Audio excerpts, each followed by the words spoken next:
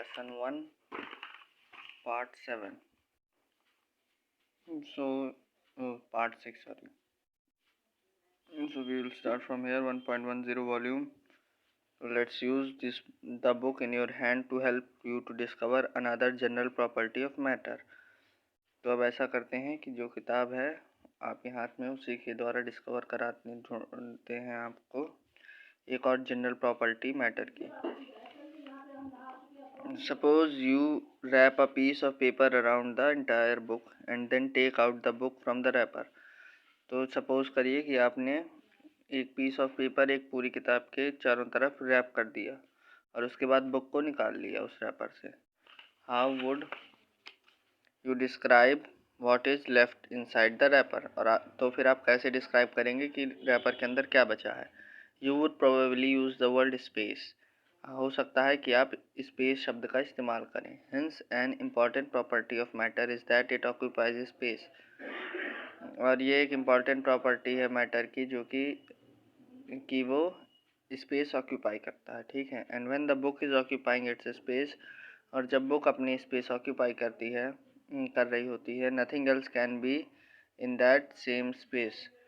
तो और कुछ उस सेम स्पेस पे नहीं हो सकता है. So the amount of space which an object occupies is called its volume. तो the amount of space which an object occupies तो क्या है कि जितनी स्पेस का अमाउंट एक ऑब्जेक्ट ऑक्यूपाई करता है उसको हम उस ऑब्जेक्ट की क्या कहते हैं, वॉल्यूम कहते हैं. ठीक है. The unit used to express volumes are liter, milliliter, cubic, centimeters, etc. 1.11 Weight. Weight is another general property of matter. Mass is the reason that an object has weight. तो weight क्या है? weight एक और general property है matter की. Mass is the reason. mass reason है कि object का weight होता है. ठीक है. In order to understand what weight is, you must know about gravity. तो ये समझने के लिए कि वेट है क्या आपको ग्रेविटी की परख होनी चाहिए. You notice that when a ball is throne up in the air. आपने देखा होगा कि जब बॉल हम ऊपर एयर में फेंकते हैं it soon fall to the ground. तो वो तुरंत किसमें, ग्राउंड में वापस से गिर जाती है. And you know that an apple that drops off a tree falls down not up. तो आपको ये भी पता होगा कि एप्पल ट्री से नीचे की ओर गिरता है ना कि ऊपर की ओर. The ball and the apple falls to the earth because of the earth force of attraction for them.